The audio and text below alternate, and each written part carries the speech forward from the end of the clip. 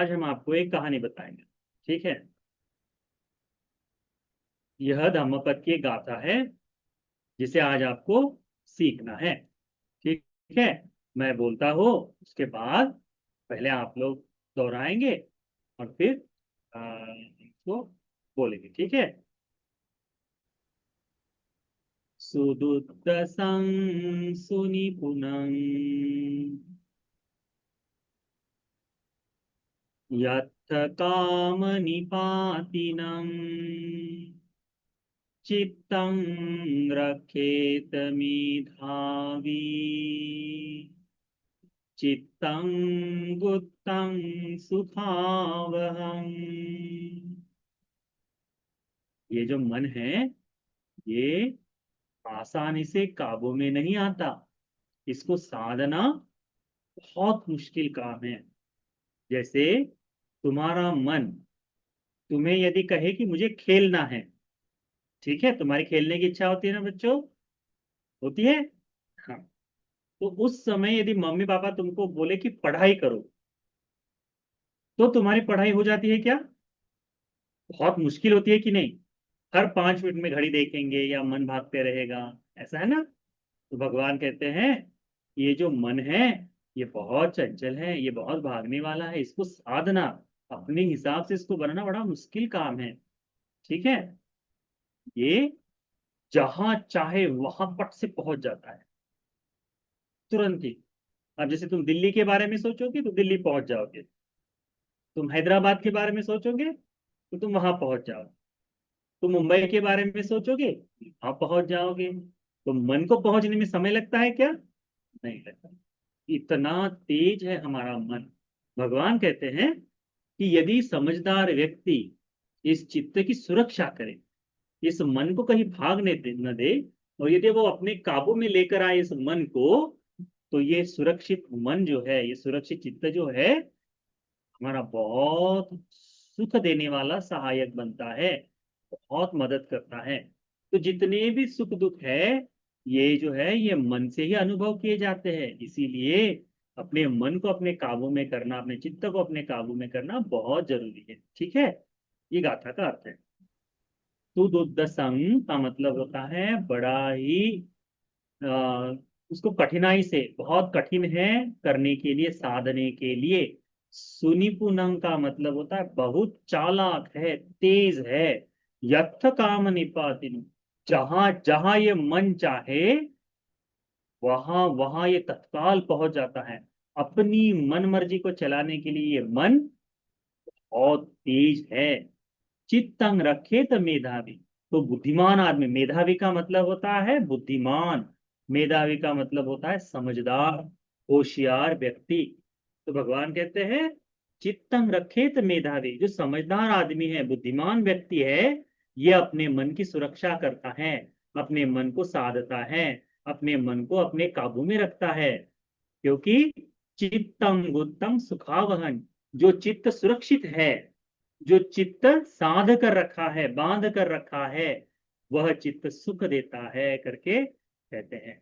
जैसे कई लोगों को अनेक प्रकार की तृष्णाएं हैं, पर किसी को है ही नहीं। जैसे आप बच्चों को आइसक्रीम खाना बहुत पसंद है, और आप बच्चों में से किसी को आइसक्रीम खाना पसंद नहीं है।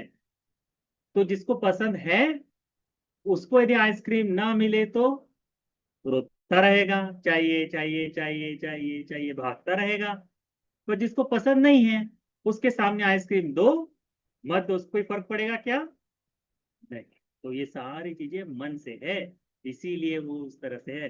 अब देखो, शाम होने के बाद मम्मी पापा को बोलना भंते जी ने क्लास में आइसक्रीम की बात कही थी, अब हमको आइसक्रीम खाना है करके। ठीक है। हाँ। और मुझे पार्सल मत करना, क्योंकि यहाँ आते आते क्या होगा, पिघल जाएगी, तो फिर पानी ही पीना पड़ेगा। ठीक है। हाँ, इसीलिए तो तुम बच्चे लोग देखो कि आइसक्रीम यदि खिला सकते हैं मम्मी पापा, तो वो खा लो। ठीक। एक बार फिर से बोलो। सुदुर्दसं सुनिपुणं सुदुर्दसं सुनिपुणं यत्थ कामनिपातिनं यथ कामनिपातिनं उदुद्दसं सुनिपुणं सुदुद्दसं सुनिपुणं यत्थ कामनिपातिनं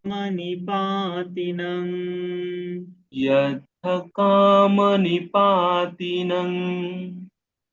चित्तं रक्षेत मेधावी चित्तं रक्षेत मेधावी चित्तं गुप्तं सुखावहम् चित्तं गुप्तं सुखावहम् चित्तं रक्षेत मेधावी चित्तं रक्षेत मेधावी चित्तं गुप्तं सुखावहम्। चित्तं गुप्तं सुखावहम्। ठीक, तो ये है दंपति गाथा।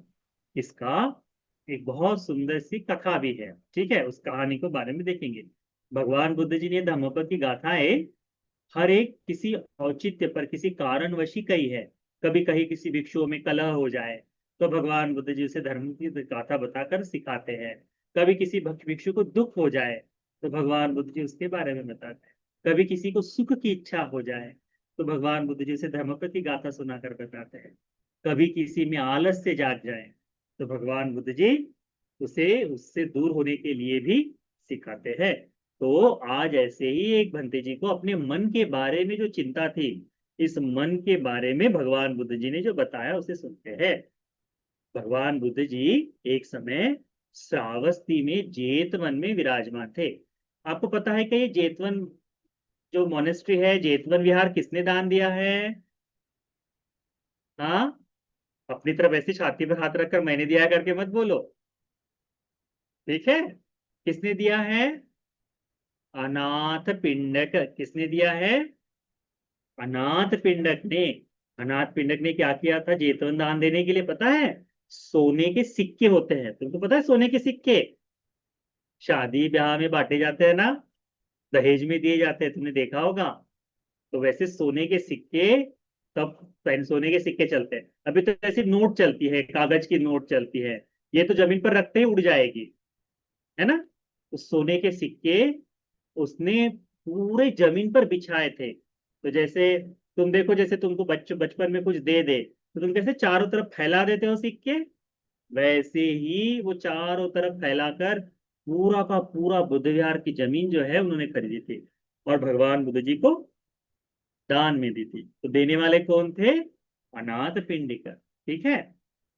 तो कहाँ? श्रावस्ती में। तो भगवान जब श्रावस्ती में रह रहे थे तब किसी एक श्रेष्ठी पुत्र ने, यानी वहां पर जो बड़े व्यापारी होते हैं, काम करने वाले होते हैं, व्यापारी लोग, उनमें से किसी एक लड़के के मन में बड़ा ही अच्छा भाव जागा कि हमने भगवंते जी की सेवा करनी चाहिए। तो वह भगवान बुद्ध जी के जो भिक्षु थे, दूसरे भंते जी लोग, भंते जी के पास गया और कहा कि भंते, मैं दुख से मुक्त होना चाहता हूँ। क्या होना चाहता हूँ? दुख से मुक्त होना चाहता हूँ। तो दुख से मुक्त होने का मार्ग क्या है? तो मुझे मार्ग बताइए करके उन्होंने पूछा। हुआ ऐसा, तो हुआ ऐसा कि बंते जी ने कहा ठीक है आयुष्मान, एक काम करो, तुम दुख से मुक्त होना चाहते हो ना, तो पहले भंते जी लोगों को भोजन कराना शुरू करो। कभी भी भगवान बुद्ध जी के भगवान भी ऐसा एकाएक का एकाएक ये लो तुम मुक्त करते हैं करके ऐसा मंत्र वंत्र नहीं देते थे, या फिर ऐसा कोई कुछ नहीं बताते थे कि जिससे व्यक्ति के मन में ऐसा भाव जागे। होता ऐसा था, वो होता ऐसा था कि उन्हें एक एक क्रम से सिखाते थे। जैसे तुम स्कूल में जाते हो तो तुमको पहले ही दिन 10वीं के मैथ्स पढ़ाया जाता है क्या? 10th का नहीं पढ़ाया जाता। तुमको क्या बताया जाता है? 1 2 3 4 5 करके, फिर 2 एकम 2, 2 दूनी 4, 2 तिया 6, 2 चौक 8, 8, 2 पंचे 10, ऐसे सिखाया जाता है कि नहीं? फिर उसके बाद में एक को एक जोड़ने से दो बनते हैं, दो में एक जोड़ने से तीन बनते हैं, तीन में दो जोड़ने से पांच बनते हैं। ऐसे सिखाया जाता था कि नहीं? तो धीरे धीरे सिखाते हैं। वैसे ही भंते जी ने इस लड़के को ऐसे ही सिखाए। क्या बताए? देखो बच्चों, देखो, उपासक, तुमको दुख से मुक्त होना है ना? दुख मुक्ति करनी है तो क्या करना पड़ेगा? पहले भंते जी लोगों को, भिक्षुओं को भोजन दान देना पड़ेगा। तो शला का भोजन यानी निमंत्रण देकर जो भोजन देना है वह। उसके बाद में पाक्षिक भोजन, जो हफ्ता सप्ताह में एक बार बने, 15 दिन में एक बार बने, ऐसा। उसके बाद में तुम्हें आ, वर्षावास में 4 माह तक निरंतर भंते जी की सेवा करनी चाहिए। अब एक एक बता रहे। पहले वो आया होगा, भंते जी के सामने बोला, भंते जी हम बहुत दुख में हैं, ये संसार बड़ा दुखदाई है, मुझे दुख से मुक्त होना है, तो मैं क्या करूं? एक काम करो बच्चों, एक काम करो करके भंते जी ने बताया होगा, तुम जाकर भंते जी को शला का भोजन दो। फिर गया, भंते जी मैंने तो शला का भोजन निमंत्रण दिया था भंते जी का, अब एक काम करो, 15 दिन में एक बार या 2 बार खाना दिया था। पहले एक बार दिया, अब 2 बार 3 बार देने के लिए बताया। ये तो ठीक है। उसके बाद में भंते जी अब मैं खाना दे रहा हूँ, एक काम करो, वर्षावास में भंते जी तुम्हारे पास रहेंगे, पूरे 3 माह या 4 माह तक भंते जी की भोजन से सेवा करो, खाना दो, उन्हें भोजन से सेवा करो। तो कहते ठीक है। उसके बाद में भंते जी को जरूरत पड़े तो चीवर दान दो। उसके बाद में जब भंते जी बीमार हो तो उन्हें औषधि वगैरह दान दो। तो ठीक है, तो एक एक करके उसको सिखाए। फिर उसको बताया कि देखो उपासक, तुमको यदि दुख से मुक्त होना है तो जो तुम धन अर्जित करते हो, जितना धन कमाते हो, उस धन में से 3 हिस्से करो। कितने हिस्से? धन में से 3 हिस्से करो। 3 हिस्सों में से एक हिस्से से अपनी पत्नी पुत्र का भरण पोषण करो, दो दूसरे हिस्से में से अपने दिन के प्रतिदिन के काम करो, और तीसरा हिस्सा जो है वह भिक्षुओं की सेवा में, दान धर्म में बिताओ। कहते ठीक है। तो वो धीरे धीरे वैसा करता है, डेली कुछ न कुछ संगत की सेवा करता है। फिर कुछ समय बाद जब ये सारे काम बराबर कर रहा है, वो अच्छे से हो रहा है, सारी चीजें अच्छे से हो रही है, तब फिर भंते जी के पास गया, कहता भंते जी अब मैंने ये सब कर लिया, अब मुझे दुख से मुक्त होना है, अब मैं क्या करूं? तो कहते ठीक है, आ जाओ, बुद्ध की शरण में जाओ, धम्म की शरण में जाओ, संघ की शरण में जाओ, और ये 5 सील है, इन 5 सील का पालन करो। तुम बच्चों को पंचशील याद हो गए क्या? नहीं? याद कर लो। पानातिपाता वेरमणि, मैं प्राणी हिंसा नहीं करूंगा। अदिन्ना दाना वेरमणि, मैं चोरी नहीं करूंगा। कामेषु मिच्छाचारा वेरमणि, मैं व्यभिचार नहीं करूंगा। मूसावादा वेरमणि, मैं झूठ नहीं बोलूंगा। सुरामेरय मज्ज पमादट्ठाना वेरमणि, मैं नशा नहीं करूंगा, मैं अपने मन को कमजोर नहीं बनाऊंगा। ठीक है, इस तरह से बोलना है। तब ये भंते जी उसको बताते हैं कि तुम अभी पंचशील का पालन करो। तुम पंचशील का पालन करता है धीरे धीरे। अब पंचशील का पालन करने के बाद वो फिर से आता है कि भंते जी मेरे मेरे पंचशील जो है अच्छे से पालन हो रहे हैं, अब मैं क्या करूं? तो कहते तुम दशशील का पालन करो। तो पंचशील के बाद 10 सील आते हैं, तो 10 सीलों का पालन करने के लिए ठीक है, मैं 10 सीलों का पालन करता हूँ। अब वो जब 10 सील भी पूर्ण हो जाते हैं तो कहता है अब भंते जी मैं क्या करूं? तो कहते हैं एक काम करो, अब तुम चीवर ले लो करके, तो तुम प्रवचित हो जाओ। अब 10 सील का पालन हो गया ना? 10 सील के बाद वो पूछता है कि भंते जी अभी मुझे कुछ करने लायक है, मैं और कुछ कर सकता हूँ? तो भंते जी बोलते तुम अभी चीवर ले लो। तो वो चीवर ले लेता है, और जैसे जैसे भगवान के आदेशानुसार भगवान ने जैसी देशना दी, उस तरह से वह श्रेष्ठी पुत्र जो है, व्यापारी का बच्चा जो है, वह चीवर ले लेता है। अब चीवर लेने वाले लोगों के दो तरीके होते हैं, दो चीजें होती हैं। एक है जो चीवर पहनाता है। जो चीवर पहनाता है ना, उनको कहते हैं उपाध्याय। क्या कहते हैं? उपाध्याय। और जो टीचिंग करता है, जो शिक्षा देता है, गुरु जो होता है ना, उसको कहते हैं आचार्य। समझ रहे हो? तो ये भंते जी जो बने, ये जो है श्रेष्ठी पुत्र जो है, इसका नाम जो है ना धीरे धीरे ऐसा पढ़ ले, अनुपूर्व शेट्टी शेट्टी पुत्र। अनुपूर्व श्रेष्ठी पुत्र यानी एक एक क्रम से आगे बढ़ने वाला, क्रम से आगे बढ़ने वाला। तो जब चीवर ले लेता है तब उसके आचार्य जो है वो अभिधर्म का उपदेश देने वाले हैं, और उपाध्याय जो है, जो गुरु है, वो विनयधर है। तो उपसंपदा प्राप्त करने के बाद आचार्य के पास जाता है, तो आचार्य उसको बोलते हैं कि देखो भगवान बुद्ध जी ने धर्म का उपदेश करते समय ये नियम बनाए हैं, इसका पालन करो, ये मत करो करके बताए। फिर वहां से अपने उपाध्याय के पास जाता, तो उपाध्याय जो है विनय है, वो बोलते हैं कि बुद्ध शासन में ये करना पड़ेगा, ये नहीं करना पड़ेगा, ऐसे नियम बताते हैं। जैसे भिक्षुओं के 227 नियम है ना, अब आप बच्चों के कितने नियम हो जाते हैं? 5 नियम है। भंते जी लोगों के लगभग 227 होते हैं, उससे भी ज्यादा। वो जो खुद अनुखुद शिक्षा पद है ना, छोटे से छोटे शिक्षा पद, वो तो बहुत सारे हैं। तो परेशान हो जाता है। अब जैसे तुमको छुट्टियां लग गई ना, अभी तुम बच्चों की छुट्टियां चल रही ना। हाँ, यदि तुमको मम्मी पापा टाइम टेबल बना के दे दे कि तुमको अब उठना है, तुमको ये करना है, तुमको ये करना है, तुमको यहाँ इतना करना है, फिर तुमको खाना बनाना है, ये काम करना है, तो तुम टाइम टेबल को देखोगे और देखोगे इसमें तो खेलने का समय बहुत कम है, सोने का समय बहुत कम है। तुम चिड़चिड़ाहट करोगे कि नहीं? मुझे नहीं करना, मैं नहीं करूंगा, छुट्टियां चल रही है, मैं तो खेलूंगा करके बोलते हैं कि नहीं? टाइम टेबल का पालन करते हैं क्या?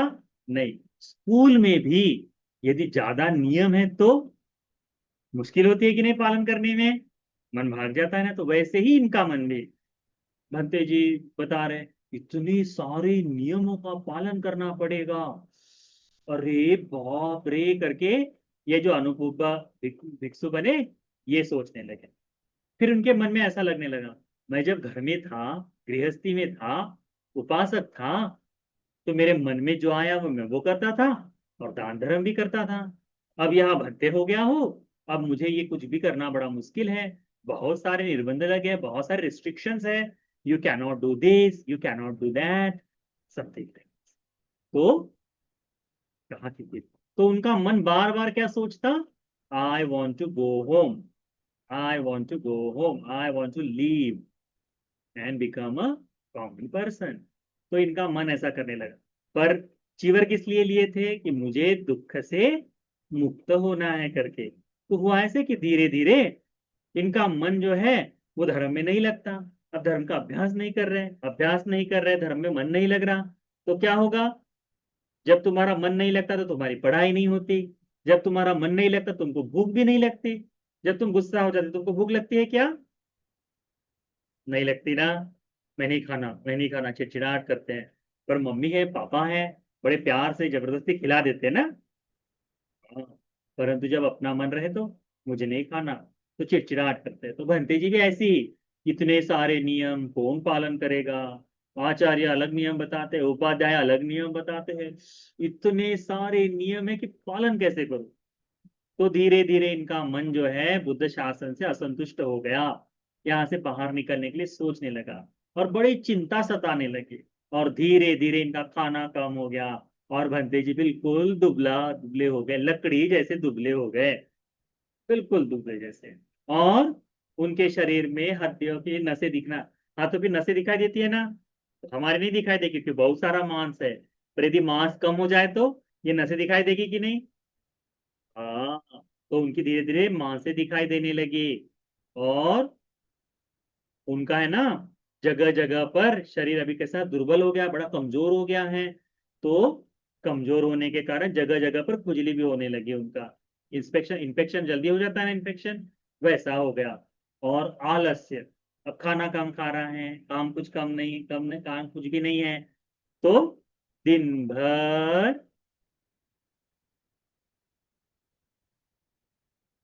तो क्या हो गया है? आलसी हो गए हैं। अब ये बात समझ में नहीं आई। अब दिन एक तो मन नहीं लग रहा, जो काम करना है उसमें मन नहीं लग रहा, और खाना भी कम हो गया, नींद भी बहुत आ रही है, शरीर दुबला भी हो गया है, और खुजली भी हो गई है। तो फिर बाकी के भंते जी लोगों ने देखा, आसपास के लोगों ने देखा कि अरे ये तो जैसा जहां खड़े हो जाए वहां खड़े हो जाते हैं, जहां बैठते हैं वहां बैठ ही जाते हैं। तुम पीले पड़ गए होकर के पूछने लगे, उनके पास गए और बोलने लगे कि अरे तुम ऐसे कैसे हो गए, इतना तकलीफ क्यों है? हाँ, निरंतर तुम आलसी रहते हो, तो जब तुम पढ़ाई नहीं करते मस्ती करते तो आसपास के लोग पूछते हैं ना कैसा क्यों, कैसा है, कैसे करता है करके, तो वो पूछने लगे। तो फिर कहते हैं कि मेरा मन अभी धर्म में लग नहीं रहा है, मेरा मन अभी धर्म में लग नहीं रहा है। तो पूछते किस कारण से नहीं लग रहा है?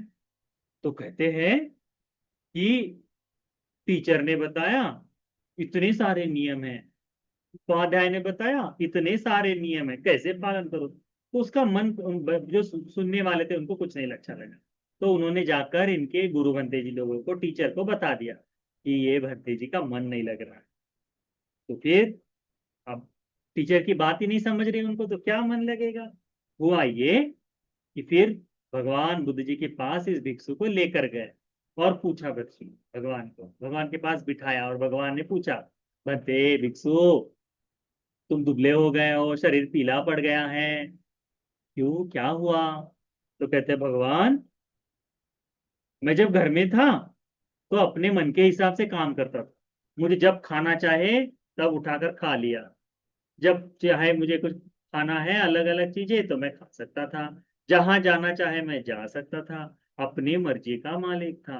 परंतु अभी भंते जी बनने के बाद हमारे टीचर ने हमको ये नियम बताए, तुम इतने 12 बजे के बाद नहीं खा सकते, तुमको कपड़े यही पहनने पड़ेंगे, 3 कपड़े 3 ही कपड़े पहनने पड़ेंगे, तुमको बाल मुंडन करना पड़ेगा हमेशा हमेशा, दाढ़ी मुंडन करनी पड़ेगी तुमको हमेशा हमेशा, तुमको सन्यासी बनकर जीना पड़ेगा, तुमको अपने हिसाब से नहीं जीना है, धर्म के हिसाब से जीना है। तो बनते मैं तो परेशान हो गया हूँ सुन सुन के,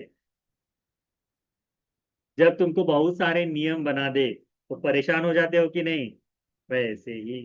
तो कहते भगवान तो क्या हुआ, तुम कितने नियम पालन कर सकते हो? भगवान इतने सारे नियम बताए हैं, ये नियम तो याद भी नहीं रहते, इतने सारे नियम बताए हैं याद भी नहीं रहते, अब क्या करें? तो भगवान कहते हैं ठीक है मुझे ये बताओ, तो तुम